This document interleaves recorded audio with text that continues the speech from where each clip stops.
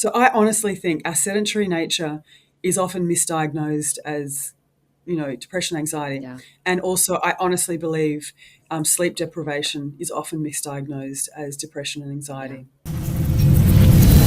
Sleep is absolutely Mm. imperative. If you're going to put your attention anywhere, making sure you have sleep consistency, Mhm. good quality sleep is where you get your biggest bang for your buck. Mhm. And I think that a lot of people, may think they sleep, but unless you're measuring it with like a device like the Whoop, you actually don't know if you're hitting slow wave sleep. Mhm. You don't know if you're getting REM sleep. And unless, as we know, unless you're hitting slow wave sleep, you're not clearing away all the metabolic byproducts of thinking. Mhm. That product adenosine. Yeah.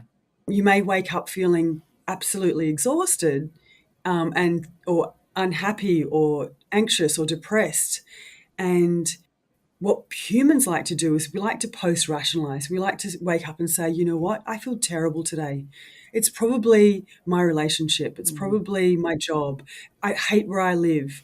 Where actually, you probably just didn't get into deep slow wave Mm. sleep for sufficient amount of time. You didn't clear away the metabolic byproducts of that day or the last accumulative effects of the day. And that stuff makes you feel crazy.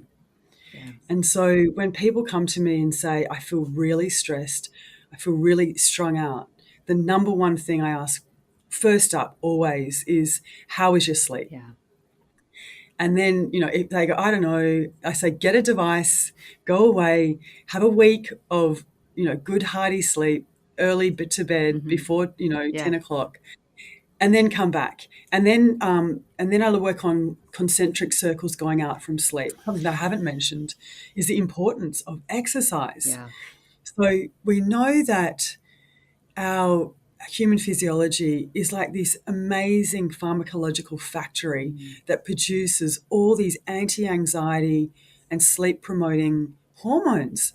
Like, there's myokines Mm. in muscles. We've got osteocalcium when you put weight on your long bones that Mm. increases, spatial reasoning and memory. And, and if you're not moving your body, your brain actually thinks there's something wrong with Yeah. you. So there's a sedentary depression hypothesis. So if you think about humans for the better part of our existence, we were rarely, rarely still. We were always moving, Mhm. weaving, collecting sticks, Mhm. like just doing Yeah. something. And Forward the only motion time, is like such a and yeah, critical forward motion, piece of like our evolutionary, yeah, which roots. Huberman talks about. Mhm. But if we were sedentary, it typically meant that we were sick, Yeah. and so No longer our relevant. yeah, and our brain, our primitive brain, would then make us retreat Mm. and sleep. So sleep, because the best thing to get better is sleep, and then retreat so we wouldn't infect the clan with whatever we have. And retracting socially and sleepiness are two symptoms of depression.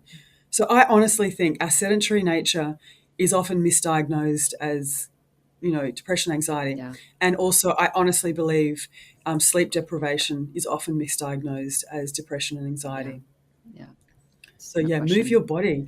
Oh, Yeah. there's a really interesting study that's out of Oxford, and they said, if you want to get your biggest bang for your buck in terms of improving mood and reducing anxiety and depression, is to move your body forward in an environment that is green, Mm. preferably where you can see water, Mm. with another person with a shared goal. Mm. You're checking so So many boxes. Light, yeah, connection, movement. yeah. So Yeah.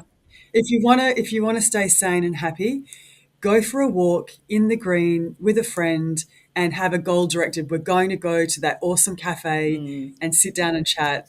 And like honestly, that's super protective. Yeah. You're moving, sunlight, laughing, and burning calories, and and strengthening bones.